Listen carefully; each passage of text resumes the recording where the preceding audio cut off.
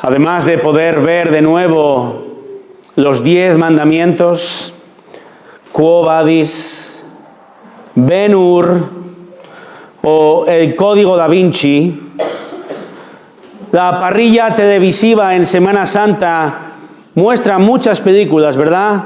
Y también programas tales como Los Enigmas de Jesucristo o La Historia No Contada de Jesús. Otros programas titulados Los Misterios de la Crucifixión o La Vida Secreta de los Apóstoles o Los Secretos de la Biblia.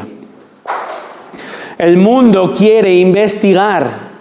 El mundo quiere opinar acerca de Jesús y la Semana Santa es un momento propicio para ello. Y el mundo intenta responder a la pregunta: ¿quién es Jesús?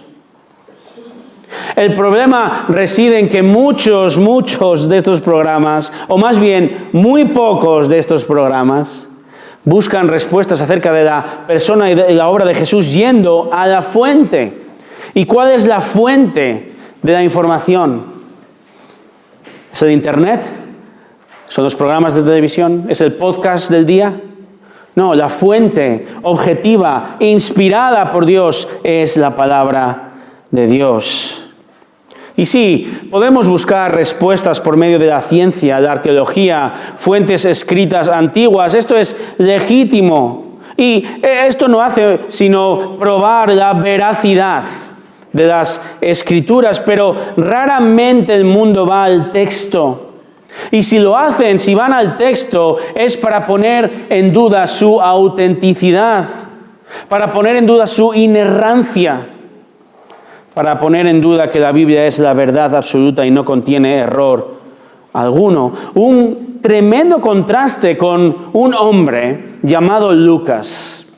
Lucas, ese médico del siglo I, escribe este evangelio y si recordáis, Lucas dedica las primeras palabras de su evangelio a un hombre llamado Teófilo.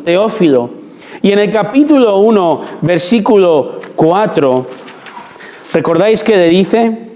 Lucas capítulo 1, versículo 4 le dice: escribo estas cosas, excelentísimo Teófilo, fíjate, para que sepas la verdad precisa acerca de las cosas que te han sido enseñadas. ¿Quieres conocer la verdad precisa, objetiva acerca de Jesús? No busques en otro lugar, está aquí en las páginas de la palabra de Dios. Por eso mi propósito en esta mañana es ir a la fuente de la verdad, ir a la Biblia. Primero, para que observemos desde el Evangelio de Lucas las respuestas que diferentes personas o personajes de su narración, respuestas que rodearon a Jesús en sus últimas horas de vida.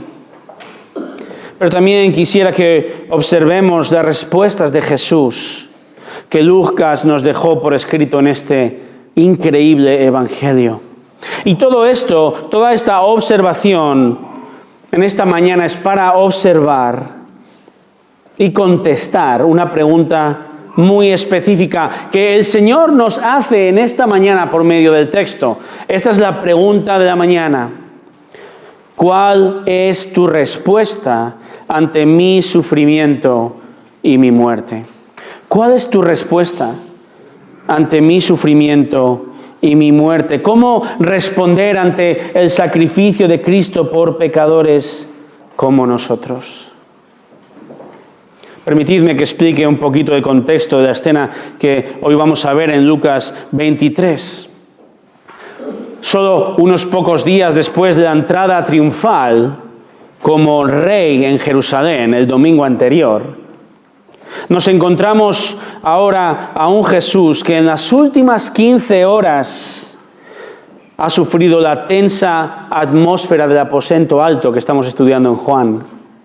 Ha sufrido la traición de Judas, la agonía en el jardín de Getsemaní. Ha sufrido la deserción de sus discípulos. La extenuante tortura después de un juicio absolutamente amañado, hipócrita, por parte de unos líderes religiosos judíos que le acusan falsamente. Jesús ha sufrido la burla, la humillación en el palacio del sumo sacerdote. Ha sufrido la negación de Pedro.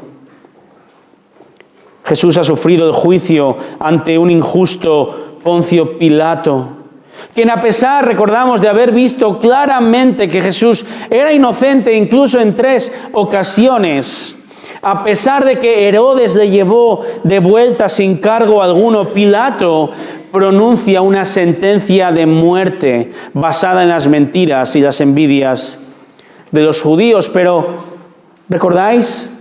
Basada en su autointerés, en el egoísmo de Pilato, en su reputación, preocupado por su posición ante Roma. Dejar libre a Jesús le hubiera costado demasiado, personalmente, ¿verdad? Y esto ya es un gran ejemplo para nosotros. Pilato es una persona que se preocupa demasiado con su reputación, su posición, sus intereses, demasiado preocupado en sí mismo para responder positivamente ante Jesús o hablar la verdad de Él. Y por si fuera poco, nuestro Señor Jesús ha sufrido horrorosamente los azotes, los abusos de los soldados romanos, no solo una vez, sino en diferentes ocasiones. Y si esto fuera poco, Barrabás, el asesino, ha sido liberado en lugar de nuestro Señor.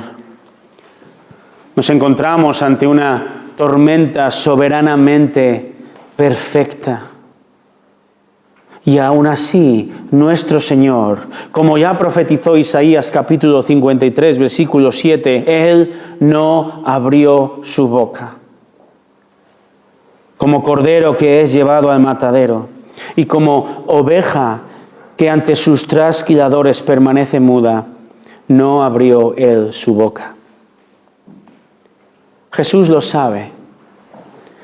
Él sabe desde la eternidad lo que va a ocurrir y aún así nuestro glorioso Salvador comienza a caminar por esas calles en Jerusalén en una dirección única. No hay marcha atrás. Como dice Lucas 9:51, el Señor afirmó su rostro con determinación, con dirección al Calvario.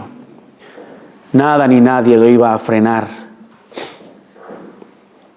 Por eso, hermanos, quisiera que caminéis conmigo por estos versículos que nos dirigen a la cruz y observemos las respuestas de las personas que rodearon al Señor en este su camino. Y esto ha de movernos a contestar la pregunta de la mañana.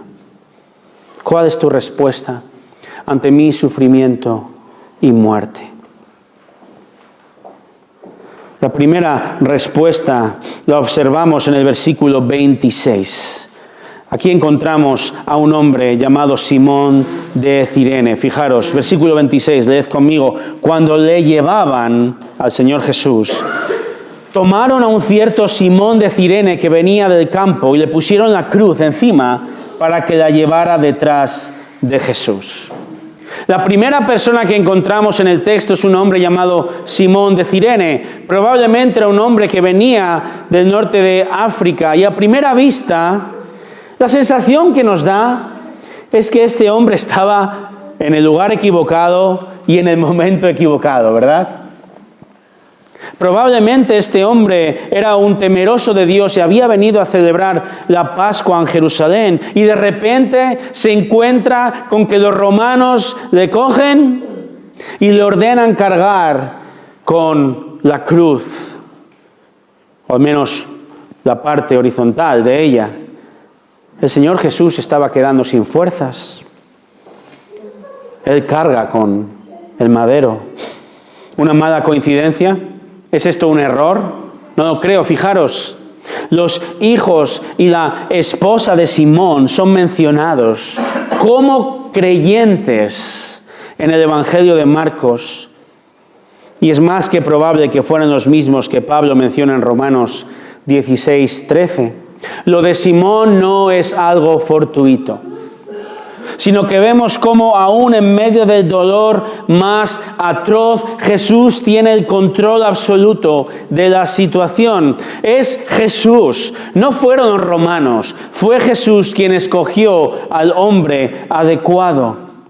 Y quiero pensar que este hombre fue salvo, o al menos su esposa e hijos.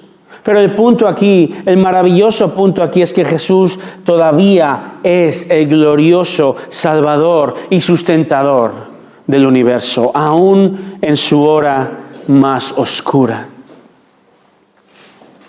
Continuamos con más respuestas y encontramos la respuesta de la multitud y las mujeres. Acompañando a Jesús en esta procesión de muerte, leemos ahora el versículo 27.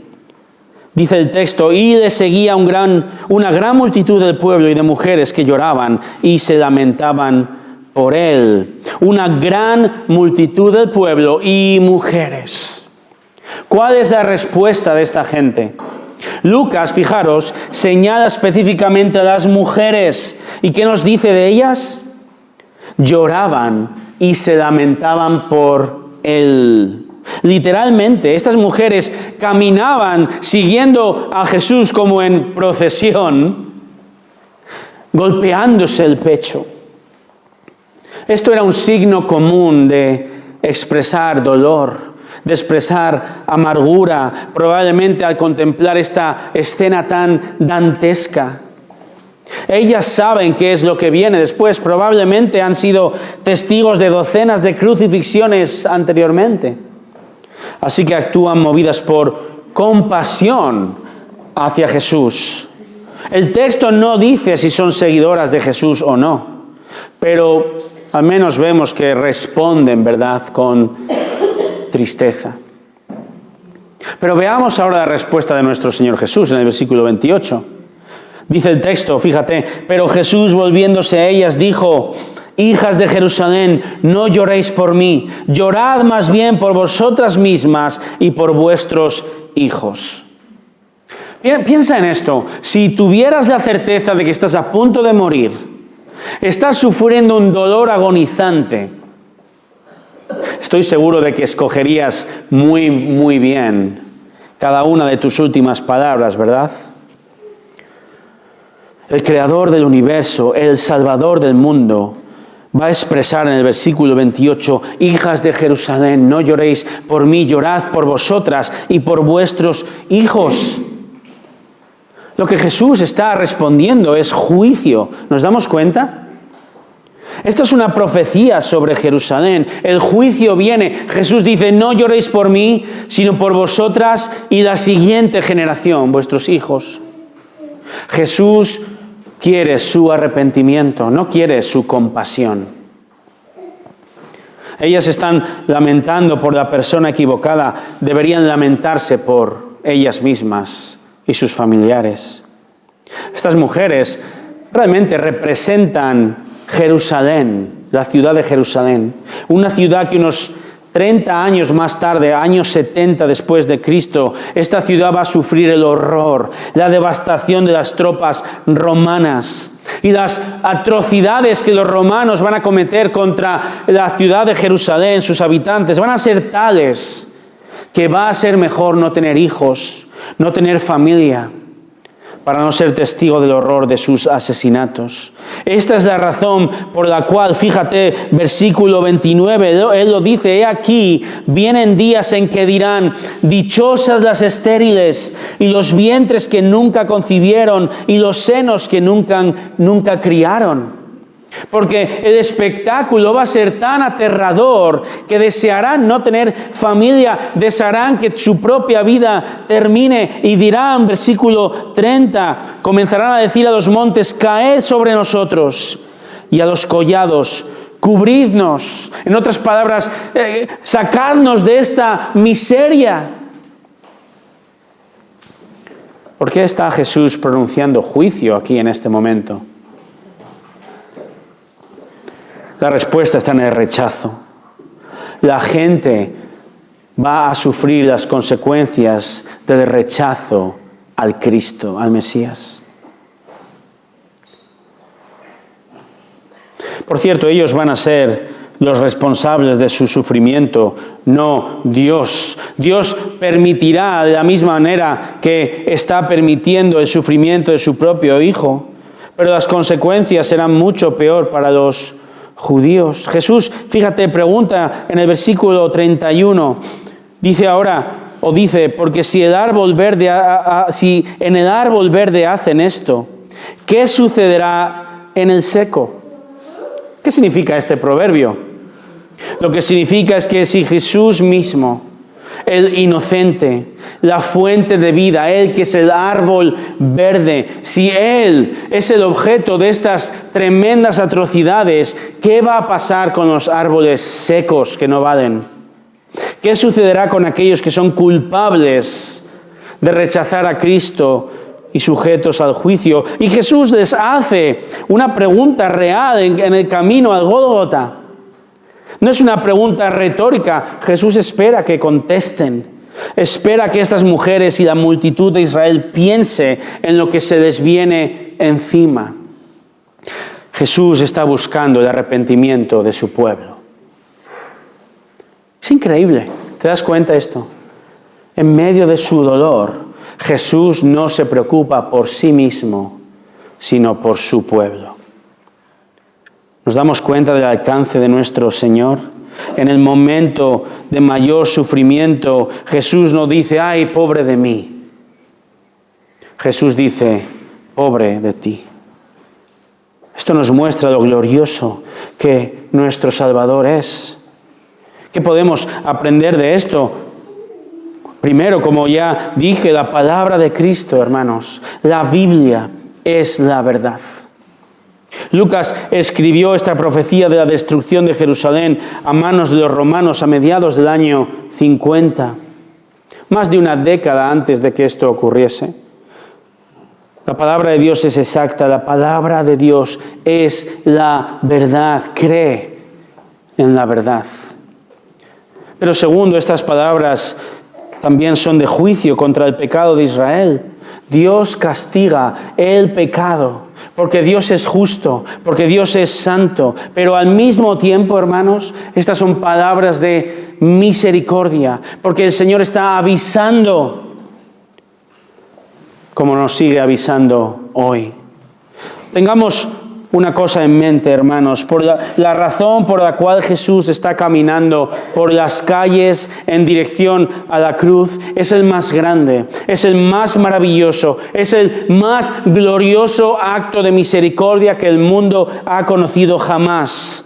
Porque Él está yendo a sufrir el castigo y las consecuencias de nuestra muerte. Tú y yo merecíamos la muerte y la condenación eterna. La destrucción de Jerusalén va a ser como una picadura de un mosquito comparado con los sufrimientos que esperan a todo aquel que rechaza a Cristo. Pero esta profecía no será cumplida en su totalidad con los romanos destruyendo Jerusalén, no. El cumplimiento de esta profecía tendrá lugar en las eternas llamas del infierno. Pero aún hay esperanza. Pero aún hay esperanza para ti. Esperanza en Cristo. Jesús espera una respuesta de tu parte. Una respuesta en arrepentimiento mientras te dice, por mis llagas tú puedes ser sanado. Recuerda la pregunta, ¿cuál va a ser mi respuesta ante el sufrimiento y la muerte del Señor? ¿Qué respondes tú? Lucas continúa ahí. Ahora os voy a pedir que me permitáis saltar a los versículos 35 al 38, luego volveremos para atrás. Confío que me podáis seguir con facilidad. Encontramos otra serie de respuestas. Encontramos la respuesta del pueblo en el versículo 35. Son las 9 de la mañana. Jesús está colgado en la cruz y el pueblo, versículo 35, fíjate lo que dice. Y el pueblo estaba mirando allí. Mirando allí. Jerusalén está abarrotada esos días. Decenas de miles, muchos de ellos están siendo espectadores de esta procesión de muerte. Y Lucas escribe que su respuesta de esta gente fue la de quedarse parados y contemplar la escena. Es probable que estén acostumbrados a ver crucifixiones. No es la primera vez, desde luego, ni será la última. Ellos, parece por el lenguaje que ellos tienen curiosidad, pero están neutrales ante Jesús. El contraste lo vemos a continuación con los siguientes grupos de personas. Encontramos a los gobernantes en este mismo versículo. Fíjate lo que dice versículo 35. Los gobernantes aún se mofaban de él, diciendo: a otro salvó, que se salve a sí mismo, si este es el Cristo de Dios, su escogido. ¿Nos damos cuenta del lenguaje? Se mofaban, gritaban: sálvate a ti mismo. La paradoja es que estaban diciendo la verdad. Jesús salvó a muchos otros y sin duda podría haberse salvado a sí mismo, porque Él es el Cristo, el ungido, el escogido de Dios para salvar. ¿No es increíble esto? Aún hoy, hermanos, podemos tener toda la información correcta acerca de Jesús y todavía rechazarle. Al igual que los gobernantes, quizá tú has oído muy a menudo acerca de Jesús, has ido a la iglesia años, sabes las historias bíblicas, pero todavía vives sin arrepentimiento. Jesús decidió quedarse colgado en aquella cruz. Él decidió sufrir la burla del mundo, sufrir la ira santa del Padre para traer, para ganar, para comprar la salvación de aquellos mismos que le rechazaban y le siguen rechazando hasta hoy. Gente como tú, gente como yo. ¿Y qué hay del quinto grupo de personas? Versículo 36 dice que habla de los soldados. Ellos acaban de echar suertes para dividir sus vestidos. Versículo 34. Han repartido entre sí sus vestidos. Ahora le ofrecen vinagre, probablemente con burla, con sorna, y ya que retan a Jesús de nuevo. Y le dicen, versículo 37,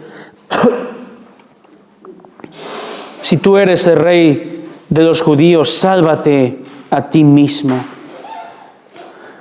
Baja aquí.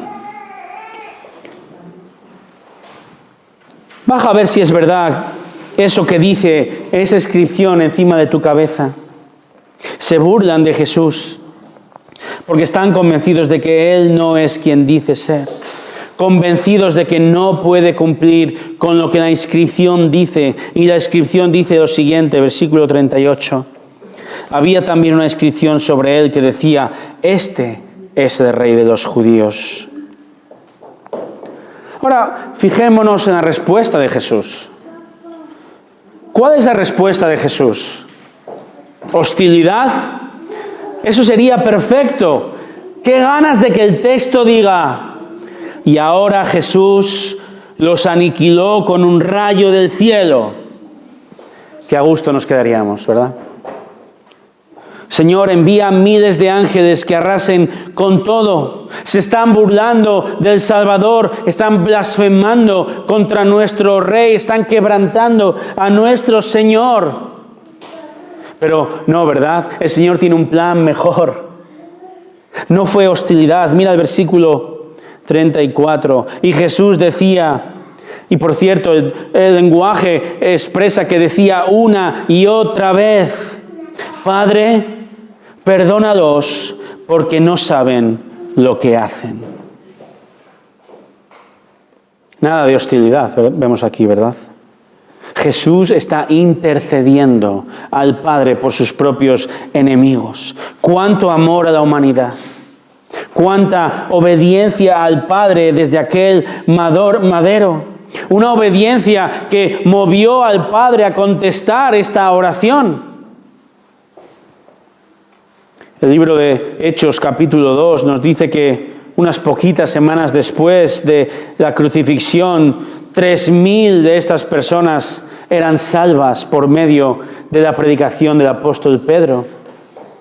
Y Pedro había estado predicando y en un momento dice: Dios le ha hecho a Jesús Señor y Cristo, a este Jesús que vosotros crucificasteis. Hechos 2:36, y el versículo 37 de Hechos capítulo 2 dice que esas personas se compungieron de corazón y Dios les otorgó el perdón.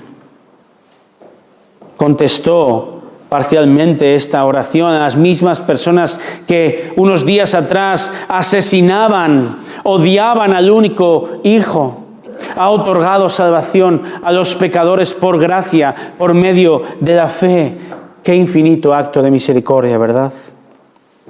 Y hermanos, el Padre continúa respondiendo a la oración del Hijo hoy, porque sigue reconciliando a su pueblo con Él, ¿verdad? Aun cuando éramos sus enemigos, nos reconcilia por medio de la muerte del Hijo. Romanos capítulo 5, versículo 10. Enemigos.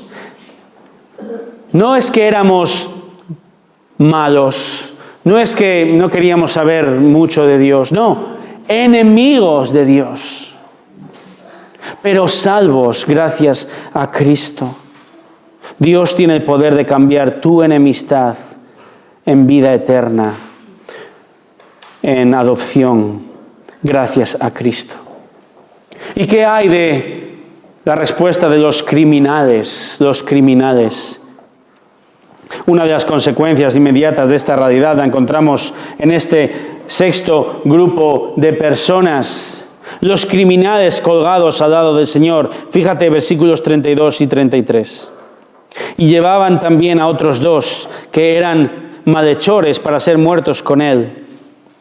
Cuando llegaron al lugar llamado La Calavera, crucificaron allí a Jesús y a los malhechores, uno a la derecha y otro a la izquierda. Ahora versículo 39. Y uno de los malhechores que estaban colgados allí le lanzaba insultos diciendo: ¿No eres tú el Cristo? Sálvate a ti mismo y a nosotros. Pero el otro le contestó y reprendiendo le dijo: ¿Ni siquiera temes tú a Dios a pesar de que estás bajo la misma condena? A nosotros y nosotros a la verdad justamente, porque recibimos lo que merecemos por nuestros hechos, pero este nada malo ha hecho. Y decía: Jesús, acuérdate de mí cuando vengas en tu reino. Versículo 43, entonces él le dijo: en verdad te digo, hoy estarás conmigo en el paraíso.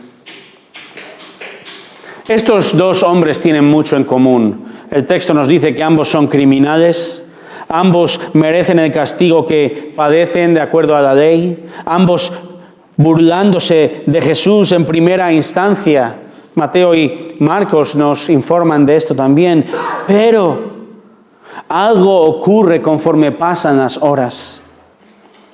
La respuesta de uno de los criminales está llena de lenguaje soez, sarcasmo, falta de respeto, como el versículo 39 nos dice: ¿No eres tú el Cristo? Sálvate a ti mismo entonces y a nosotros. Él está rechazando a Jesús y al hacerlo está asegurando su condenación espiritual a la ya física. Pero quisiera que nos enfoquemos brevemente en el otro criminal, porque algo ha pasado. No sabemos exactamente, pero durante las horas que el criminal ha estado colgado al lado de Jesús, nuestro Salvador le ha concedido el arrepentimiento, le ha concedido la salvación. Y en el versículo 40 leemos su respuesta, la respuesta de este criminal. Ni siquiera temes tú a Dios a pesar de que estás bajo la misma condena.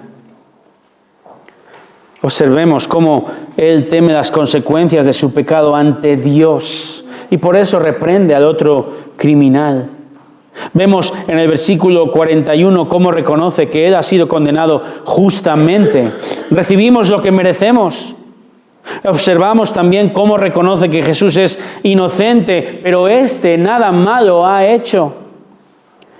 También observamos cómo reconoce que la muerte de Jesús no es el fin de Jesús, porque en el versículo 42 dice, acuérdate de mí.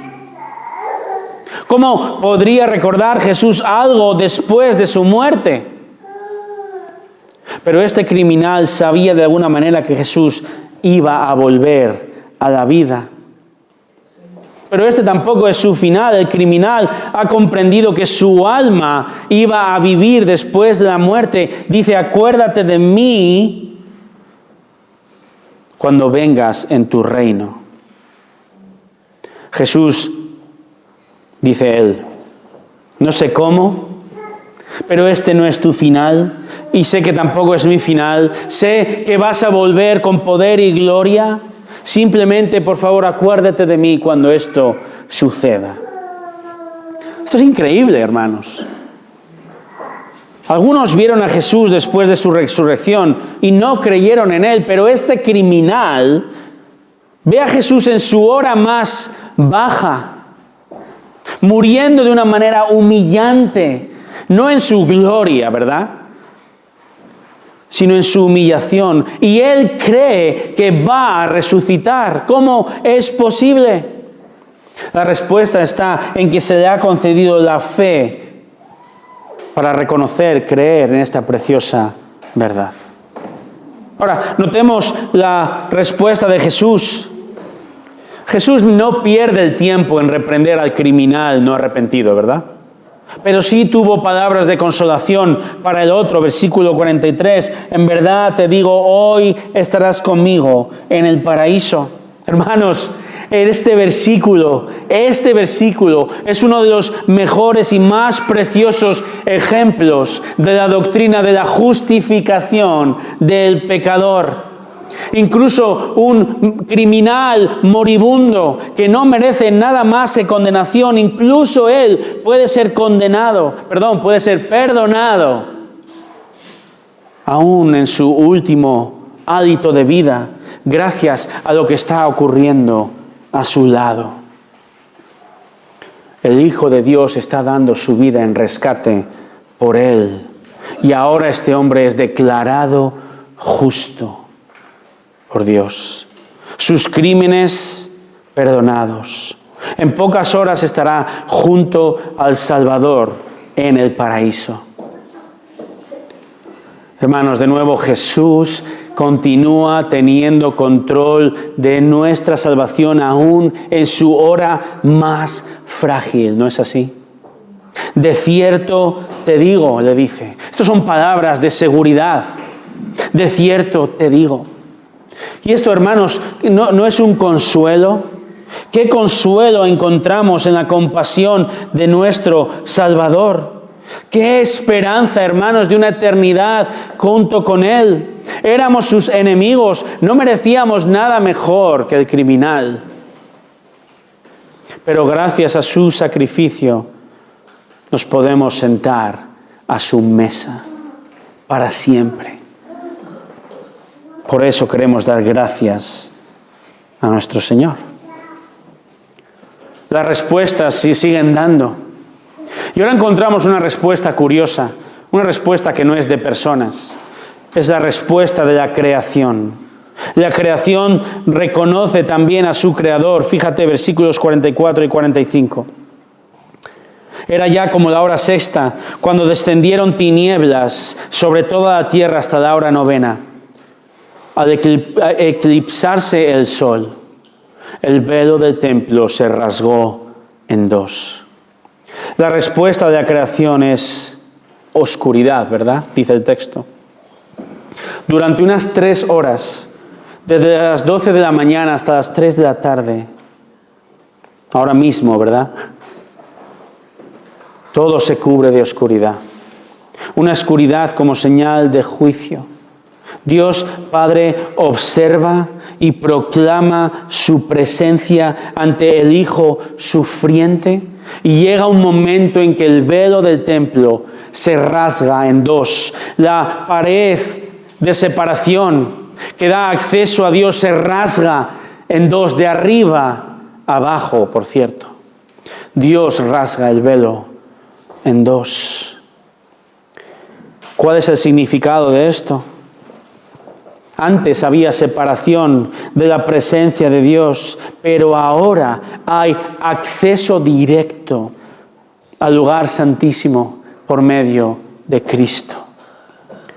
Consumado es. La obra de redención es consumada. La deuda que debíamos pagar por completo durante aquellas horas ha sido pagada y ahora tú y yo podemos acercarnos al Padre por medio de Cristo. Jesús vuelve a responder y nos hace pensar que podemos acercarnos porque Él exclamó estas últimas palabras en el versículo 46. Fíjate lo que dice: y Jesús, clamando a gran voz, dijo: Padre, en tus manos encomiendo mi espíritu. En tus manos encomiendo mi espíritu. Las víctimas de la cruz morían bien a causa del trauma físico, o morían también desangrados, o morían ahogados cuando perdían las fuerzas para enderezarse y respirar. ¿Pero te has fijado lo que dice el texto? Jesús murió cuando Él decidió morir. Nadie le quitó la vida. Él dio su vida voluntariamente al Padre. Él puso su vida en las manos del Padre para de esta manera entrar en la gloria después de todo el dolor, las burlas, los insultos, los escupitajos, después del rechazo, después de los latigazos. Jesús encuentra reposo en el Padre. Y Jesús expiró. Hermanos, ¿no debería ser esto un consuelo para nosotros? Saber que cuando nosotros o aquellos de nuestros seres amados que han confiado, han respondido con fe en Cristo y llega el momento de enfrentar la muerte, no es un consuelo el estar absolutamente convencidos, seguros de que podemos nosotros también entregarnos a los brazos de nuestro Padre Celestial, incluso en medio del sufrimiento. Qué gran consuelo, ¿verdad? Los versículos 47 y 49 nos muestran otro último grupo de personas. Versículos 47 al 49. El texto en el versículo 47 nos habla, fíjate, de un centurión, un gentil, un no judío que alaba a Dios por haber sido testigo de la muerte de un inocente. Dice el texto: cuando el centurión vio lo que había sucedido, glorificaba a Dios diciendo: ciertamente este hombre era inocente. Esta palabra ciertamente sugiere la certeza y una convicción también de una fe real. El Señor también, ya está, el Padre está respondiendo a la oración de Jesús en el versículo 34. Nos encontramos también a las multitudes, versículo 48, fíjate. Y cuando todas las multitudes que se habían reunido para presenciar este espectáculo, al observar lo que había acontecido, se volvieron golpeándose el pecho. Se golpeaban el pecho de nuevo en señal de angustia. Como un autor comenta, la muerte de Jesús pasó de ser deseada a ser lamentada. Y finalmente, el versículo 49 nos habla de todos sus conocidos y las mujeres. Dice el versículo 49, pero todos sus conocidos y las mujeres que le habían acompañado desde Galilea estaban a cierta distancia viendo estas cosas. El texto no nos dice quiénes son estos. Podríamos reunir algunos nombres de otros evangelios, pero el hecho de que Lucas no nos dice más de esta gente que había acompañado a Jesús, dice el texto, desde Galilea, nos muestra que la intención del autor es que los lectores comprendan que todos ellos estaban a cierta distancia viendo estas cosas. Probablemente por miedo. Y Lucas parece no juzgar sus motivos, pero este grupo está presenciando estos dantescos acontecimientos. Y sí que sabemos que algunas de estas mujeres van a ser piezas importantes en lo que va a pasar a continuación, hermanos. Querida iglesia, otro año más estamos siendo testigos ahí fuera, quizás sin quererlo, del espectáculo callejero de la Semana Santa, aún con lluvia, ¿verdad? Miles de personas salen a las calles esperando los pasos, ¿verdad? Pasos cargados en los hombros de docenas, miles de hombres y mujeres que avanzan por las calles bajo ritmos y melodías lúgubres. Y sabemos lo que ocurre, ¿verdad?, en nuestra sociedad. Por unas horas, quizá por unos días, millones de personas en nuestro país se convierten en personas devotas. Hay una tremenda emoción, hay llanto, hay rezos cuando esas imágenes pasan por delante, ¿verdad? Esa es la respuesta de la gente. Pero cuando el espectáculo termina, ¿qué ocurre? Su respuesta cambia. La gente vuelve al modo de vida anterior. La gente vuelve a ignorar a un Cristo que sigue vivo, pero que ellos han enterrado y abandonado en su corazón de la misma manera que las imágenes vuelven a los almacenes y esperan inertes otro año más. Esta es la respuesta de la mayoría de la gente ante el sacrificio de Cristo año tras año, ¿verdad? ¿Cuál es tu respuesta ante el sufrimiento y la muerte de Jesús? ¿Qué respondes tú a su sacrificio? No estoy del todo convencido de cuál es la razón por la que estás aquí. Al menos no todos vosotros. Quizá alguien te ha invitado, quizá vienes porque tus papás vienen, tu esposo viene, tu amigo o amiga viene. Y puede ser que estas fechas te hacen pensar más en Jesús y hayas decidido venir a la iglesia de la misma manera que Simón estaba en Jerusalén para la Pascua, ¿verdad? Es posible también que al escuchar acerca de estos acontecimientos, como he venido narrando, sientas tristeza, sientas incluso dolor o curiosidad, al igual que las mujeres o las multitudes que se golpean en el pecho. O quizá es posible que pienses que tu tiempo, que tu posición, tu reputación o que tus intereses son demasiado importantes como para seguir ahora mismo a Jesús como Pilato hizo. Pero te ruego, desde lo que hemos visto, que consideres a Cristo. Que no estés aquí hoy y te marches viendo pasar a Jesús cargando su cruz que tiene el poder para perdonar tus pecados. No seas un mero espectador, sino responde a la invitación del Señor, a la invitación de perdón. Responde a las buenas noticias de salvación, de que por su muerte tú puedes tener vida. No rechaces a Cristo como los líderes religiosos. No te burles de Él, sea con tu boca, con tus acciones, con tu pensamiento, como hicieron los romanos, como el criminal que no se arrepintió. Jesús te pregunta hoy, ¿cuál es tu respuesta ante mi sufrimiento y muerte? ¿Y tú qué respondes? Jesús vino a buscar y salvar al perdido.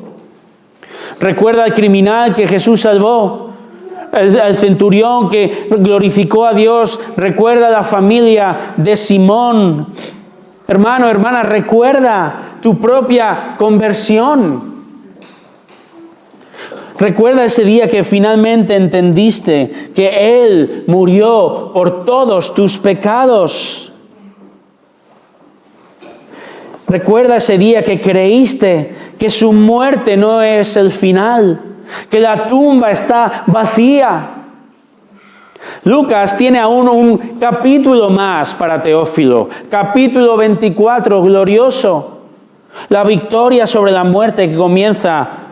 ¿Cómo comienza el capítulo 24, hermanos? Primera palabra. Pero. Otro glorioso pero. Contrasta la muerte, la sepultura con su resurrección. Un capítulo más escrito por Lucas que nos habla la verdad. No dejes que la televisión, el internet te cuente la verdad. La verdad está aquí. ¿Cómo respondes a la verdad? Hoy estamos en ese primer día de la semana de Lucas 24:1. El primer día de la semana, al rayar el alba, las mujeres fueron al sepulcro. Te invito a que leas este capítulo hoy. Este glorioso capítulo de la resurrección de nuestro Señor. Hoy, hace casi 2000 años de aquel pero que inicia el relato de la resurrección, Cristo vive. Cristo vive, amén. La muerte no pudo retener. No le debía nada al perfecto Hijo de Dios. Él ha vencido. Permitidme terminar hoy con un poema. Un poema escrito por un pastor hace años. Un poema que expresa de una manera gloriosa, fantástica, lo que ocurrió el viernes en Jerusalén, en el que hemos estado meditando. Y un poema que anticipa hoy el glorioso domingo de la resurrección. Dice así: es viernes. Jesús está orando. Pedro está dormitando. Judas traicionando. Pero el domingo está llegando. Es viernes. Pilato está dudando, el concilio conspirando, la multitud injuriando. Ni siquiera saben que el domingo está llegando. Es viernes. Los discípulos están corriendo como ovejas sin pastor. María llorando, Pedro negando, pero no saben que el domingo está llegando. Es viernes. Los romanos azotan a mi Jesús. Le visten en escarlata, le coronan de espinas, pero no saben que el domingo está llegando. Es viernes, mira a Jesús caminando al Calvario, su sangre goteando, su cuerpo tropezando y su espíritu abrumado, pero ¿sabes qué? Solo es viernes, el domingo está llegando. Es viernes. El mundo está ganando, la gente pecando, el mal sonriendo. Es viernes, los soldados clavan las manos de mi Salvador en la cruz, clavan los pies de mi Salvador en la cruz y lo elevan al lado de los criminales. Es viernes, pero déjame que te diga algo, el domingo está llegando. Es viernes, los discípulos están preguntando qué le ha pasado a su rey. Los fariseos están celebrando que su confabulación ha dado resultado, pero no saben, porque solo es viernes. Es viernes, ahí está colgando en la cruz, sintiéndose desamparado por su Padre, abandonado y muriendo. ¿Es que nadie puede salvarle? Oh, pero es viernes y el domingo está llegando. Es viernes, la tierra tiembla. El cielo se oscurece, mi rey entrega su espíritu. Es viernes, toda esperanza es perdida. La muerte está venciendo, el pecado conquistando y Satanás está riendo. Es viernes, Jesús es sepultado.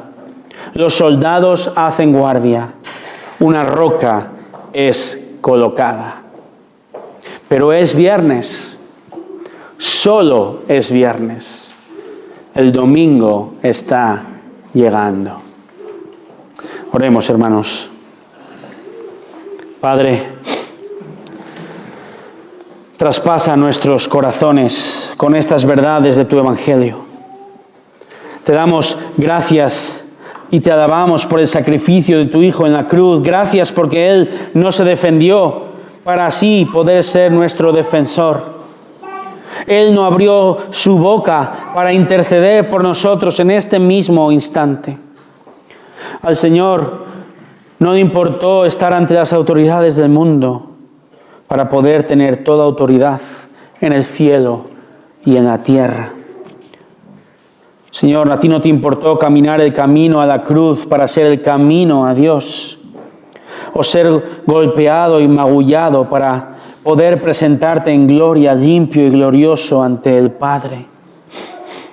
Te damos gracias porque no te importó morir para poder conquistar la muerte y darnos vida. Oh Señor, te damos gracias y te alabamos porque aunque tu cuerpo fue puesto en el sepulcro el viernes, el sepulcro estaba vacío el domingo. Y tu cuerpo no se pudrió. Y ahora anhelamos el momento en que nuestros cuerpos estén en gloria contigo. Señor, permite que estas verdades penetren en nuestros corazones, que tu Espíritu traiga convicción con la pregunta de hoy ante tu sufrimiento y tu muerte. Señor, y que nuestra respuesta a esta pregunta convierta este día en un día realmente glorioso. Señor, y también te pedimos ahora que nos ayudes a celebrar, recordar tu muerte con un corazón renovado y animado, porque tú vives. Esto te pedimos y te damos las gracias en el nombre de Jesús. Amén.